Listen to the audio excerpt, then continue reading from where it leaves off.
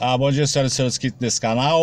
Hoje é quinta-feira, 6 de maio de 2021 e eu não consegui fazer o vídeo ontem com o relatório do primeiro trimestre da Uber aqui de 2021, porque ele só sai depois que é fechado o pregão lá na Bolsa de Nova York e acabou ficando tarde.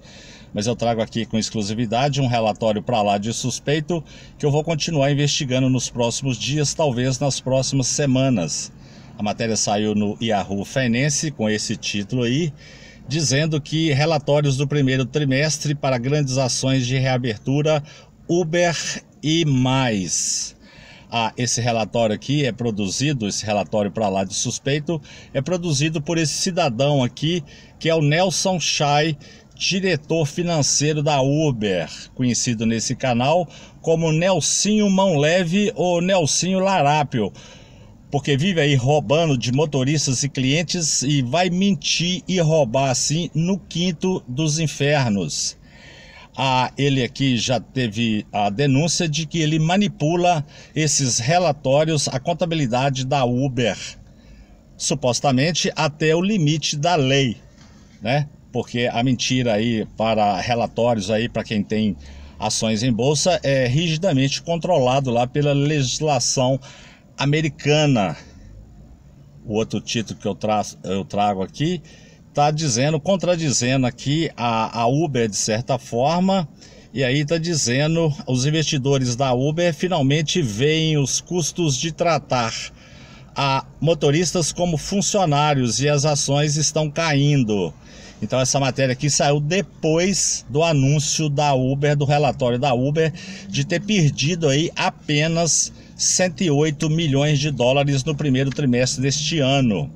É uma perda pequena, né? Quer dizer, está praticamente dizendo a Uber que não teve prejuízo, enquanto que a realidade da empresa é bem diferente.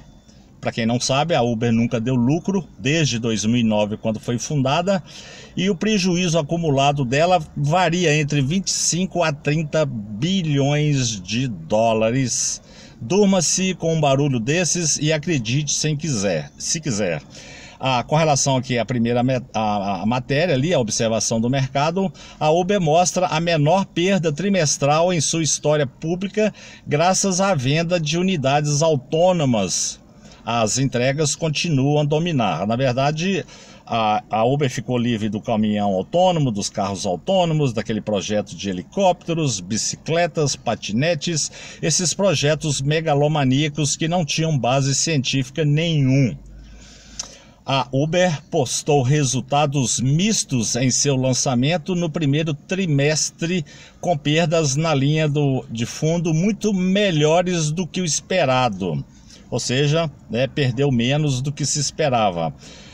Um fracasso na receita, teve uma receita aqui de 2,9 bilhões contra o esperado aqui de 3 bilhões 240 milhões de dólares.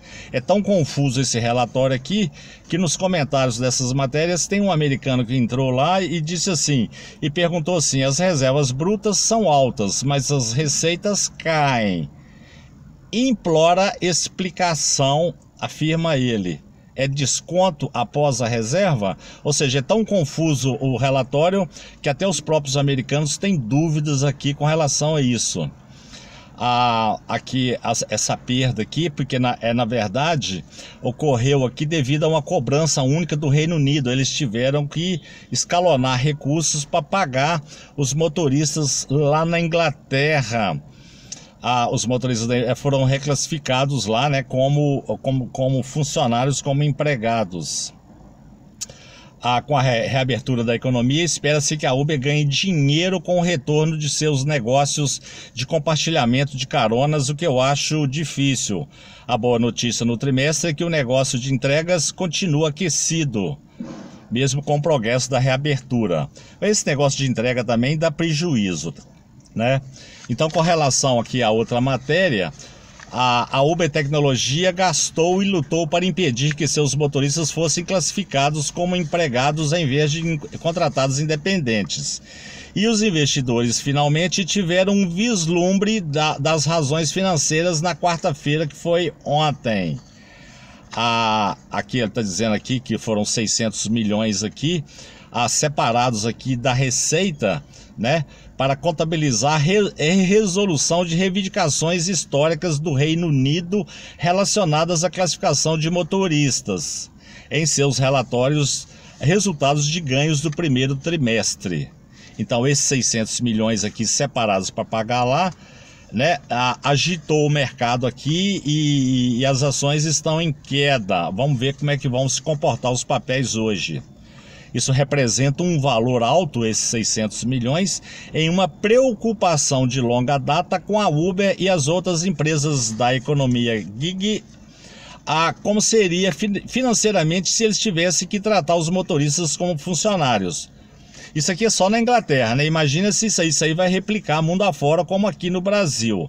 As ações da Uber subiram inicialmente no pregão de quarta-feira, depois que a empresa encobriu, veja bem, o acúmulo e as perdas contínuas com a venda de 1,6 bilhão de sua unidade autônoma, mas caiu para uma queda, né, de 4,8 na sessão prolongada, como executivos a discutir o aumento dos custos para os motoristas. Então, depois que fechou o pregão, as ações começaram a cair. Quando olhamos para a composição do atual governo, e aqui está falando lá com a relação à declaração do secretário de Trabalho nos Estados Unidos.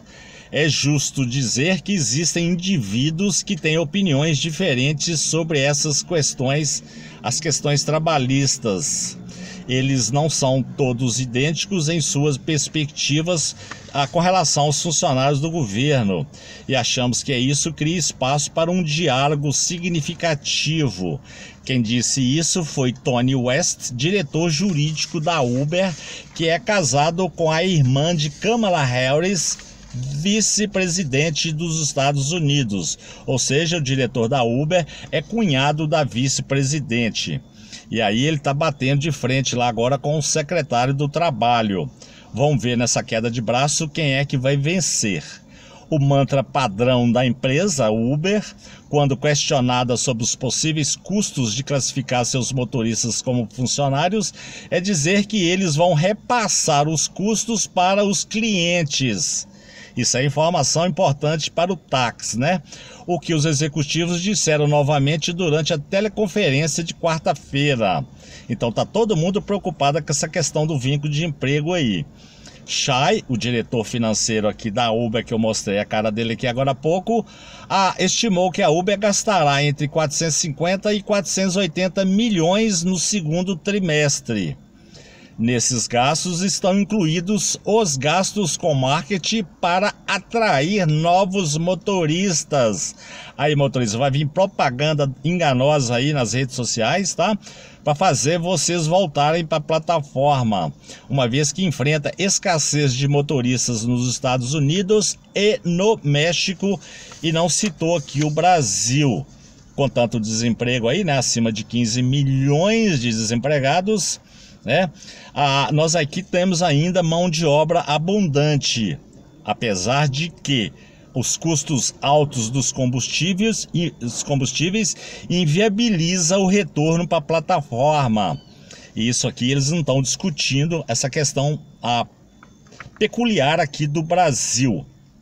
Então durma-se com barulho desse relatório que apontou somente, né, a menor perda da Uber em trimestres de 108 milhões de dólares. Se você gostou desse vídeo, deixe seu like. Podendo, por gentileza, inscreva-se nesse canal. Tenha um bom resto de quinta-feira. Muito obrigado.